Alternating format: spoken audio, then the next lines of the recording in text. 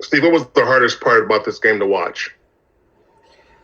I think, it's a game is just 48 minutes of decision making and habits, and you just have to be solid with both decision making and your habits, the skill work you work on. The good teams, they take care of those 48 minutes and they're able to move past the mistakes that they make and not make them again. And so this game for us was never really out of reach, but we never had control of it because our habits and our decision making were not good.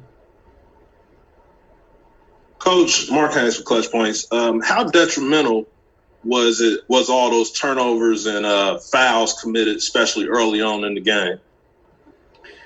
They were detrimental throughout the game, and that's exactly what I'm referring to when I talk about habits and decision making.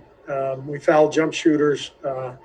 We fouled when we were in the bonus with reach fouls. We turned it over constantly. We had 11 turnovers at halftime. It felt like at least half of them were unforced.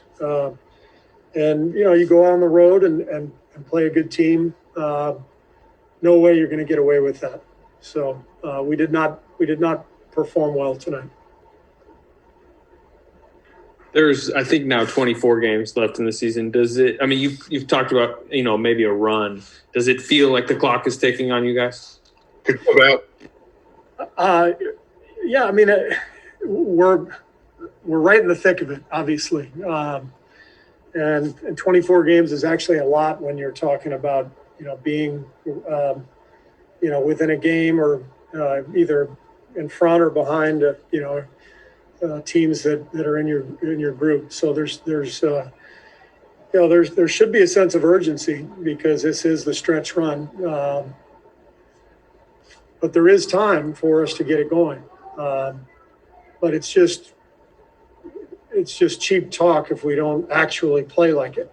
And what I mean by that is we can't turn it over 20 times and we can't keep fouling jump shooters. We work on this stuff every day, and we have not been able to execute in those areas, and it's very frustrating.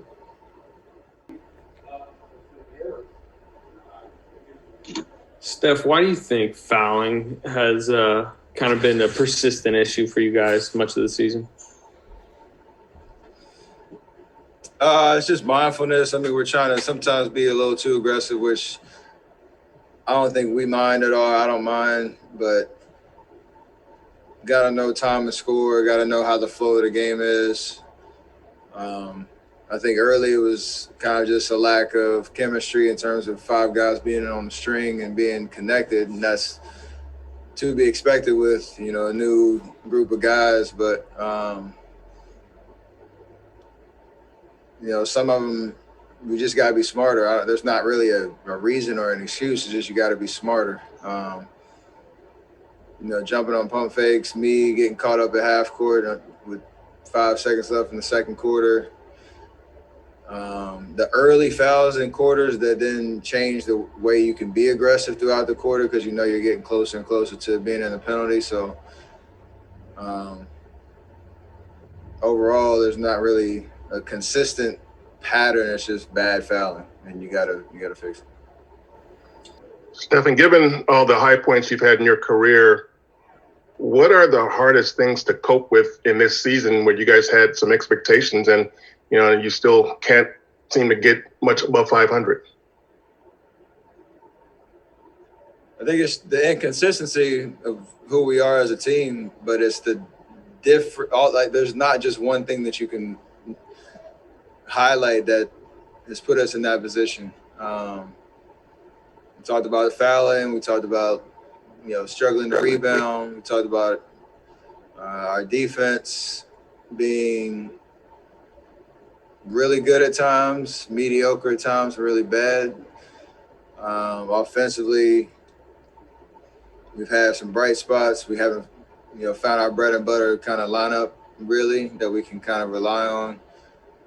there's a lot of growing pains going on right now. And the frustration is you haven't been able to sustain it for long enough where you form an identity around, anything. So that's on us. That's on something, we got 24 games left. It's not something we can't figure out, but we got to get gritty at this point to find something that will get us over that hump that we've been talking about for, majority of the season. And Knowing the expectation. Oh, go ahead.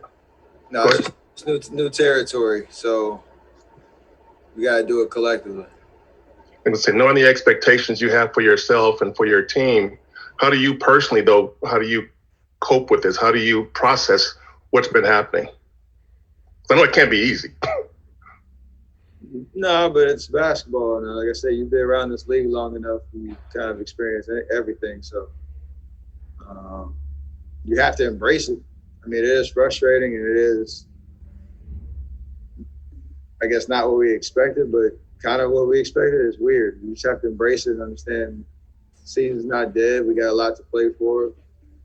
A lot can happen in 24 games leading to the playoffs, and be in a position where we can play our best basketball down the stretch. I really feel like there's a lot left in the tank in that respect. So just got to go do it. You mentioned, not expecting kind of this season, but yeah, some, particularly with Clay's injury, kind of expecting this grind. Has this been harder though than maybe you envisioned? Nah. Winning is hard in general. Even when we were doing things in the past, like, it's still hard work. And it's just you have, when you're winning, that cures a lot of the ups and downs of the emotional roller coaster of any season and things that you go through. So that's been the hardest part. We can't just gloss over things, knowing that you put 4 out of 5 together, or 8 out of 10. Like, we haven't obviously been there, so that's just the difference, and that's an emotional kind of burden that is hard to carry. But again, you have to embrace it. I know for me and Draymond, we've tried to be conscious of the development, but also the understanding that we have a lot of growing to do, and our leadership needs to be consistent in that respect. And nobody's got time to sulk. Just go out and hoop, be confident, try to figure it out. And, at the end of the season, hopefully we have something to show for it. We can start with our beat writers, please.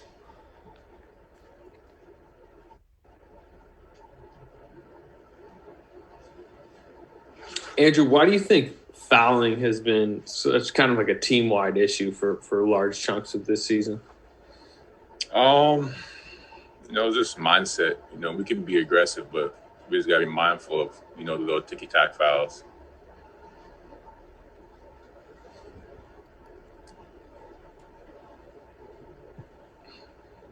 What do you think led to all the turnovers, especially early in the game, and some came late too? Maybe at times we got rushed, and a couple bad decisions. That's what it came down to. We just got to value the ball more, make better decisions. How frustrating is it to lose games that you feel like you could or should win? It sucks. It's never fun to lose, especially when you're in a position to win.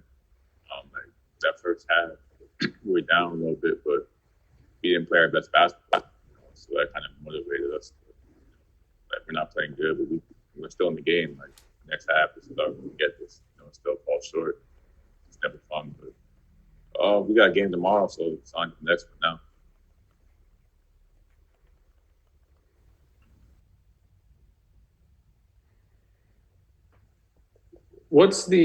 Do you feel the playoffs getting closer, the standings race. It's something you guys kind of a franchise haven't been in, kind of on the fringe of the playoff bracket. Do you feel that getting closer right now?